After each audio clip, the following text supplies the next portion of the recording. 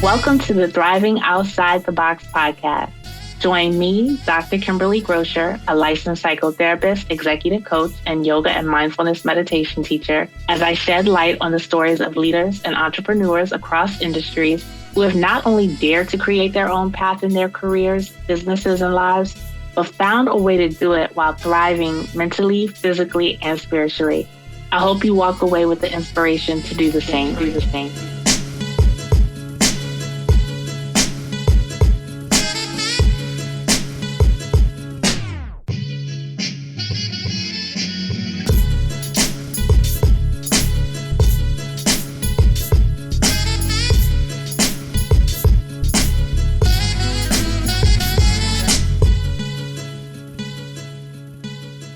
And welcome to another episode of the Thriving Outside the Box podcast. I am your host, Dr. Kimberly Grocher, and I'm very excited to welcome you today to the first solo episode of this podcast.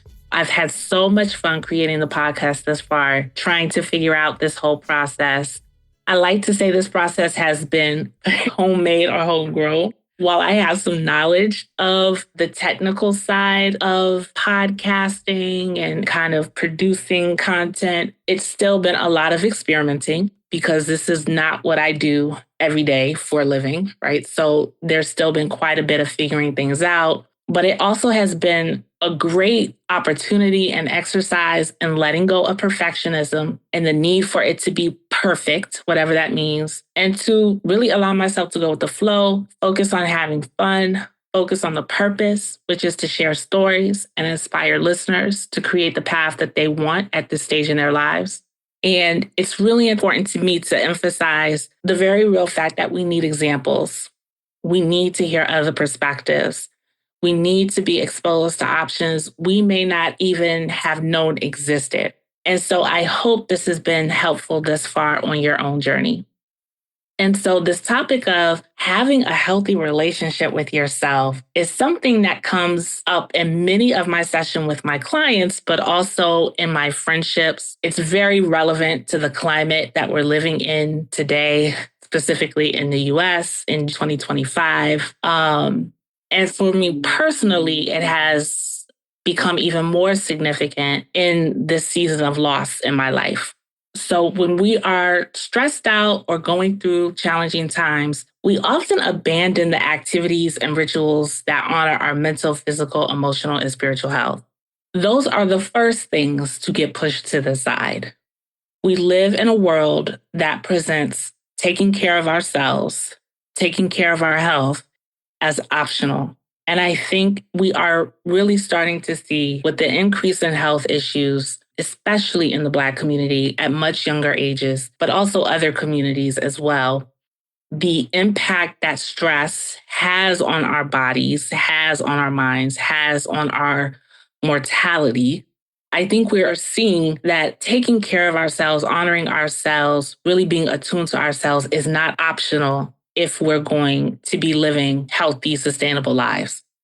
And yes, I'm a yoga teacher, I'm a meditation teacher, I'm a therapist, I'm a coach, all of those good things. But I don't believe that there's just one particular way to achieve wellness. There are many ways. And so it's important for us to find the way or the activity or the rituals that work for us, because life brings us so many things that are out of our control. We need to be as well as we can be, or at least well enough to meet these challenges. We need to be able to weather the storms as well as the sunshine.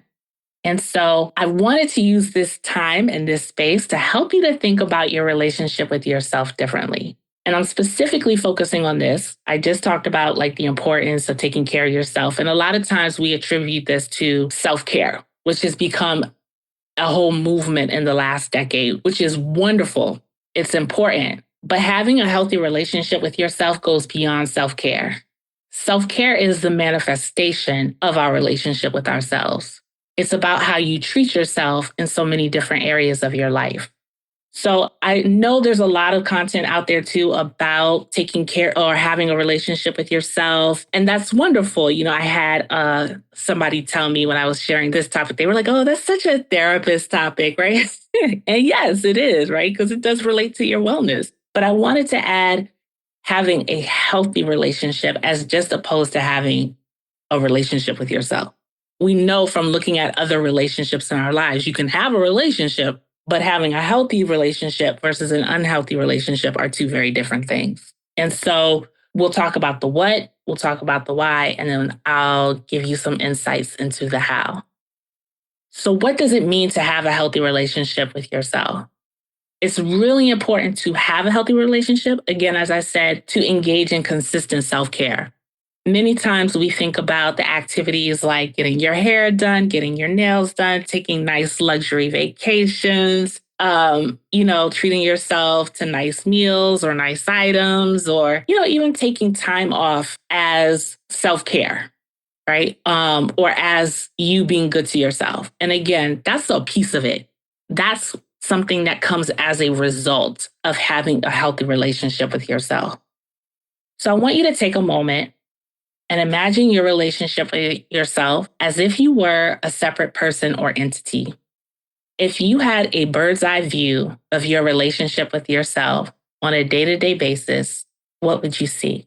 So if you can just take a moment and visualize yourself rising either above yourself or peeking around a corner in your home, in your workplace, and just kind of looking at how you treat yourself, what you allow, what you don't allow, what you allow into your space, who you allow into your space, what you don't allow into your space, what you engage in, what you push aside, who you push aside, what you make excuses for. And so to add to that, if you witness someone else treating you the way you treat yourself, what does that look like then?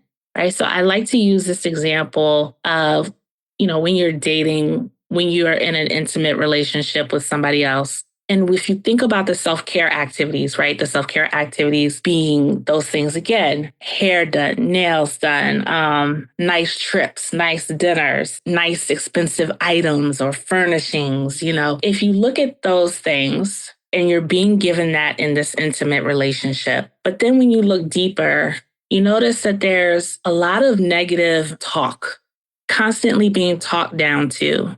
You're being deprived of basic needs within this relationship. You're being deprived of connection, of quality time, of healthy communication, right? Thinking about the things that you want or need in a relationship beyond just the material things. And so when you think about it from those terms, right, we often do this to ourselves. We often talk really negative to ourselves. We often deprive ourselves of some really basic needs, right? I always use the example, I'm sure a lot of other therapists can relate to this, not going to the bathroom when you need to. I'll hold it, I'll wait till this, I'll wait for that, and so many of us do that, trying to put our needs on hold so that we can just finish this thing, so that we can just tend to this person, so that we can just take care of that thing. And guess what? Things never stop. Life doesn't stop. People around us don't stop needing things. There's always going to be something else. But we tend to move as if I can just get everything else out the way, then I'll take care of me. And it doesn't end up happening. And so, yes, there are times in our lives when we need to adjust or adapt how we meet our needs, such as if you are a primary caregiver or you are parenting. But it's important to have this foundation with yourself, this relationship with yourself, so that you have something to adjust or accommodate. And adjusting and accommodating is very different than completely neglecting yourself. And sometimes we neglect ourselves because society rewards us for neglecting ourselves, especially if you are members of certain groups. Having this relationship with yourself involves really getting to know and accept yourself. And so when you really get to know, when you start to accept yourself, this also allows for perfection versus growth. Most of us deal with perfectionism. This is what it should be. This is how I should be. This is how things should be. This is what this should look like. This is what this shouldn't look like. This is what they said. This is what she said. This is what they expect. And that is not sustainable, especially when you use the word should. My clients always laugh because I talk a lot about shoulding on yourself, because should is the ultimate setup. It's never as it should be. And the bar just keeps being raised higher and higher. And also when we start to talk about should, I should, things should, this should, it indicates that something is wrong with you because it's not that way. So what I like to offer is using could instead of should. If you ask could, it allows you to investigate the situation versus right away kind of ridiculing or admonishing yourself. Could also allows you to get to know yourself, get to know your preferences, understanding where you are at any given point in time, and then deciding how to navigate. So a common example that comes up in my work with my clients is this idea of, oh, I got invited to this event or this outing and I should go. I should go. This is what's expected of me. This is the right thing. This is the nice thing. This is something they did for me. I need to reciprocate. What are people going to say if I decide not to show up? Whereas if you ask could, right? I could go to this event, but I really don't want to. And why is that? That allows for inquiry, right? So why is it that I don't want to go? I don't really feel comfortable in this space. I don't really feel safe here. I'm tired. I don't, this event is coming at a time after I've been working or I've been taking care of kids all day and I just want to rest. I just am tired and just am really not in a place where I know I'm going to have a good time or really be engaging. And so when you honor that, that changes the whole narrative for you, right? You get to say, instead of I should be this person, I should constantly be showing up. You get to really see, oh, I'm tired. Oh, I'm not comfortable here. Oh, this doesn't feel safe. So then you get to ask yourself, okay, so how do I want to navigate this? Maybe I take a nap and I decide I want to go because this is somebody that's important to me. And I know that this is an important event to them, but I was able to tend to my needs first. I was able to acknowledge where I am. And so because of that, I can find a way to go and feel good. Or you say, you know what? This doesn't work for me right now. This doesn't feel good for me. And that's enough reason to say no. It also helps with radical honesty with yourself. Oh, I just want to go back to that last point for a second, because I was listening to the Michelle Obama podcast, right, with her brother, Craig Robinson. And it's interesting because when Michelle Obama did not show up to former President Carter's funeral, my immediate thought was because of where she was seated, right? And also maybe she's at a point in her life where that's not what she wants to do. She doesn't want to go sit next to Trump. She doesn't want to act like things are okay when they're not, right? And I was surprised to learn, and again, I'm not an expert on Michelle. This is obviously very subjective, but she confirmed it in the podcast. And she said that a lot of people then went on to attack her relationship with former President Obama, right? Oh, they're getting divorced. There's trouble in paradise. And to me, I was just amazed that it's like she couldn't just not go because she didn't want to go.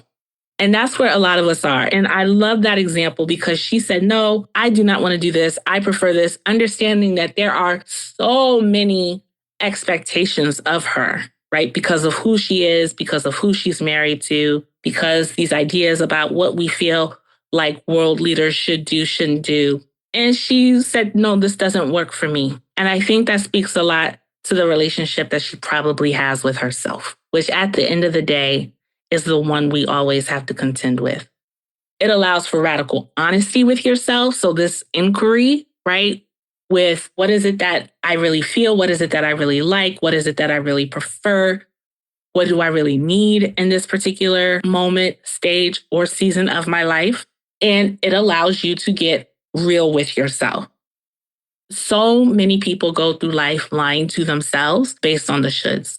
And I often tell my clients, a lot of times we are in relationship with people maybe who lie or who are dishonest. And of course, we take it personally, right? We're not able to develop trust in these relationships. But often people are dishonest. People lie because they lie and are dishonest with themselves first. They are communicating to you. They are telling you what they have told themselves. And so can you imagine, if you're not already there, what it might be like to be radically honest with yourself and what that might look like for the relationships in your life? It also allows you to develop trust in yourself, right? So going back to this example of honesty and trust in other relationships, It allows you to start to develop trust in yourself and cultivate that trust. I think it's also important to point out that it's a journey that continues to unfold throughout our life, right? So this relationship with ourselves is not necessarily like, oh, I'm there. I have a healthy relationship with myself. I've reached the goal. I got the gold star. No, it's something that needs to be tended to, just like any relationship. And it's something that shifts over time. And as we go through different seasons in our life, our needs shift. So, using my own life as an example, last year I lost my father. And so, in this season of my life, my needs and my relationship with myself, when it comes to meeting those needs, communicating those needs, being very honest with myself and the people in my life, it looks very different than it did before my father passed. My needs have shifted, and the way I meet those needs has shifted as well. And so going back to this point, that it also sets the foundation for other relationships in your life, because how you show up for yourself dictates how you show up in other relationships. There's this saying that we teach people how to treat us. And it's true, because people watch how we treat ourselves and they take notes on that. They take cues from that. Whether or not they do it consciously, they do. People treat us based on the example of how we treat ourselves. So when you think about the relationships in your life now, think about how you're treated and maybe think about what you have demonstrated to them about how to treat you. So thinking about why, especially in this context, I think the why is so important of having a healthy relationship with yourself. If you are somebody that is trying to create your own path in life and you're trying to thrive while you do it, it's so important to have a healthy relationship with yourself. You cannot get away from yourself when you are doing something on your own or doing it alone or doing it differently when you don't have the example or the blueprint. It's all on you. And it can be so difficult to know yourself and trust yourself, right? To be able to block out the noise, again, of what's just around you, what's in the media, what's on social media, what well-intentioned people may be saying or presenting to you about what you should do and how you should do this and what you should know and what actions you should be taking. And so when you understand yourself, when you know yourself, it allows you to take what you're being told or what's being presented to you and really sit with whether or not this works for you, this resonates for you, this is the right move for you. When you are a leader, when you are an entrepreneur, when you are taking this next step in your life to launch something, again, whether that's in a career, whether that's a business, whether that's in your personal life, engaging in a new relationship, leaving a relationship, you must do the work of being in relationship with yourself and understanding what that relationship looks like. And if possible, creating a healthy relationship with yourself in order for you to be able to achieve your desired result. The outer results are a manifestation of the inner work. And so before we end today, I wanted to leave you with suggestions for how to cultivate a healthy relationship with yourself. So the first thing I would suggest is becoming comfortable with being still and quiet. And this may sound simple, but this is quite a challenge for many people. We live in a very noisy world. We live in a world where we are constantly given messages that we need to be moving, we need to be doing, we need to be on to the next thing. And being still and being quiet can be scary for a lot of people because it feels like you can drown in what's going on inside of you.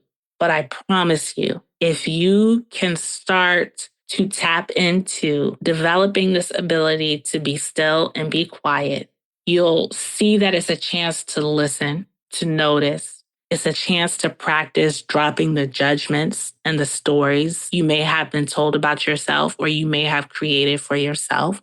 And it's not something where you have to do anything about those things in this moment. So whatever you're noticing, whatever you're hearing, your job is to witness and observe, not to fix, not to negotiate, not to change. But can you be still be quiet, and listen to yourself. The next step is to pay attention to what you notice in your body. What are your visceral reactions?